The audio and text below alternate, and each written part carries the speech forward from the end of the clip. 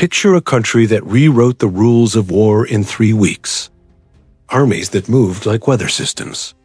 A blitzkrieg so fast, so precise, that the world watched with dropped jaws and a creeping fear it had never quite felt before. Every history class tells the same story. A powerful nation, a calculated plan, a regime at the absolute height of its strength.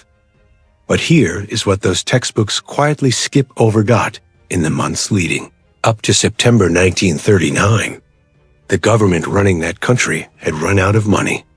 Not nearly out of money. Not struggling. Out. Finished. Teetering on the edge of a collapse so total, so catastrophic, that the people at the very top of the regime knew, if they did not act, the whole structure would cave in on itself within months. What looked to the world like a masterstroke of military genius was, behind closed doors, something else entirely. It was a deadline to understand what was really happening in 1939. You have to go back to the beginning. Not 1939, but 1933.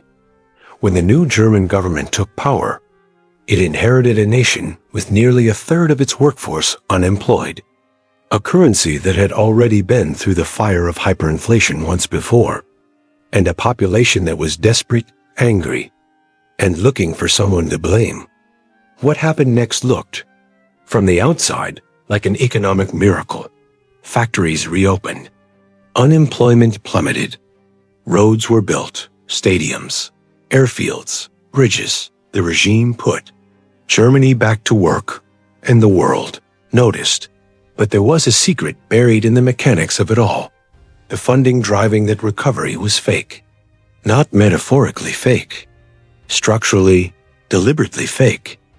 A small group of financial engineers inside the regime created a system of promissory notes, essentially IOUs, called MEFO bills.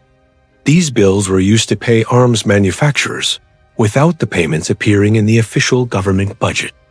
It was off-the-books spending on a national scale. Between 1934 and 1938, Germany secretly printed the equivalent of billions in these instruments. The rearmament that stunned the world, the factories, the planes, the tanks rolling through newsreel footage, was purchased with money that didn't fully exist. And by 1938, the debt was coming due. Here is where it gets truly remarkable.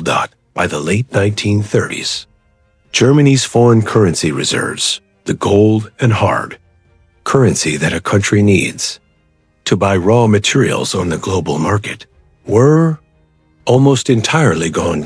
Think about what that means for a nation in the middle of a breakneck military expansion. Steel requires iron ore. Iron ore comes from Sweden and Spain. You don't pay for Swedish iron ore with German marks. You pay with internationally accepted currency. Gold, British pounds, American dollars. Germany had almost none left. At the same time, the domestic economy was straining under the weight of what economists later called the guns versus butter problem. The regime had been prioritizing military production so aggressively that consumer goods, the basic products ordinary people buy, the things that keep an economy feeling stable, were becoming scarce. Rationing was creeping in. Prices were rising. Wages weren't keeping pace. Inside the regime's own internal documents, reports circulated only among the highest leadership. Officials were warning that the situation was unsustainable. There was a word that appeared in these documents with increasing frequency. Crisis. The economic model the regime had built was never designed to be a steady state. It was designed to expand. Conquest wasn't just an ideological goal, it was an economic mechanism. Each new territory brought raw materials, foreign currency reserves, industrial capacity, and the ability to loot resources that could keep the machine running a little longer. Austria, in 1938, brought gold reserves. Czechoslovakia brought arms factories and raw materials. But each absorption only bought time. And by the summer of 1939, The clock was running out again. Now, set aside the finances for a moment and look at the military itself. The image that has persisted for decades is of a German war machine that was vast, modern, and invincible. The reality inside the Wehrmacht in 1939 was considerably more complicated. Germany's armored force, the famous Panzer, divisions that would define the early years of the conflict, was built around two tanks that military planners already considered transitional designs at best. Panzer I was a two-man light tank armed with only machine guns. No cannon. It had been designed in the early 1930s as a training vehicle. By 1939, roughly 1,400 of them were operational. The Panzer II was a modest improvement, a 20mm cannon. Slightly better armor, but it was still a light reconnaissance tank, not a vehicle designed to punch through defensive lines. There were around 1,200 of those, the genuinely capable tanks, the medium. Panzer III and Panzer IV existed, but only in relatively small numbers. The German army that crossed into Poland in September 1939 was, in armored terms, largely made up of vehicles that the planners themselves knew were already obsolete. Then there was UNITION, a detailed study of Wehrmacht logistics in the late 1930s, revealed something that would have been unthinkable for a nation supposedly prepared for a long war. Germany's stockpile of ammunition was sufficient for approximately 6 weeks of intense combat operations. 6 weeks, not 6 months. Not a year of sustained campaigning. 6 weeks. The German military leadership was not planning a long war because they could not afford one, economically or logistically. The entire strategic doctrine of fast, decisive lightning campaigns wasn't born purely from tactical genius. It was born, in significant part, from necessity. Speed wasn't just a preference. It was the only option they could sustain. So what does a regime do when it faces this kind of internal pressure? The leadership at the top had 3 options in 1939. The first was to slow down, to pull back on military spending, allow consumer goods production to recover, stabilize the currency, and attempt to negotiate a sustainable economic footing. The problem was that slowing down meant admitting the model had failed, and it meant an enormous demobilization that would throw millions back out of work. The political consequences of that were considered potentially fatal to the regime itself. The second option was to reach some kind of diplomatic settlement that opened up resources and trade. But the regime had, by this point, burned through most of its diplomatic goodwill. The takeover of Czechoslovakia in March 1939, violating the agreement that had been signed only months earlier, had made the remaining major powers deeply unwilling to offer any form of accommodation. The third option was to move, to strike, to grab the next piece of the continent before the economic situation forced a reckoning that the regime couldn't survive. And so in the summer of 1939, a fateful calculation was made.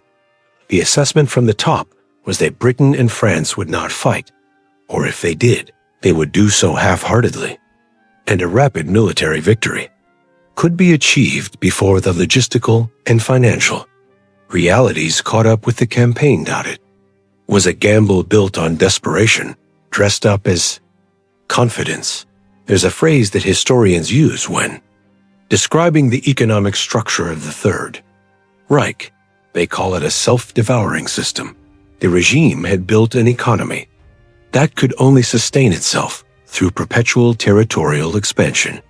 Every time the internal pressures mounted, the debt, the currency depletion, the consumer shortages, the solution was to seize a new region and strip it of its resources. But each conquest created new administrative costs, new resistance movements to suppress, new populations to manage. And each conquest raised the stakes for the next one. It was a cycle that could only end in one of two ways. Either the expansion became so total that the system finally stabilized on a continental scale, a near impossible outcome, or it collapsed. What makes this story genuinely staggering is how little the grand facade of power matched the reality underneath it. The regimes that watched Germany in the late 1930s, the governments that appeased, the strategists who warned, the diplomats who negotiated, were largely responding to the image of a confident, resurgent military giant. The reality was a government that couldn't afford to wait, a military running on improvisation and borrowed time, a financial system built on instruments that couldn't be cashed in, an economy that had to keep moving forward or fall. Apart from within, the war that began in September 1939 wasn't launched from a position of strength. It was launched in a race against the clock that the regime itself had set. History loves its clean narratives. The villains are always powerful. The catastrophes are always planned. The monsters are always in control. But the records left behind, the internal financial reports, the logistical assessments, the desperate memos circulating among the regime's inner circle in the months before the war, tell a different story. They tell the story of a system backed into a corner, not a mastermind calculating the perfect moment to strike, but a machine that had been built to do one thing, had run up against its own limits, and had no gear for reverse. And in that gap, between the image of invincibility and the reality of desperation, 60 to 80 million people lost their lives. The next time you hear that a government is strong because it looks confident, because its military is visible, because its economy appears to be booming, ask what's underneath. Because the most dangerous moment in history is rarely when a nation is at its peak. When a nation knows it isn't and decides it has nothing left to lose. If this changed the way you think about how wars actually begin, subscribe. We go deeper every week. And drop your take in the comments. Was 1939 a strategic choice, or was the regime simply out of road?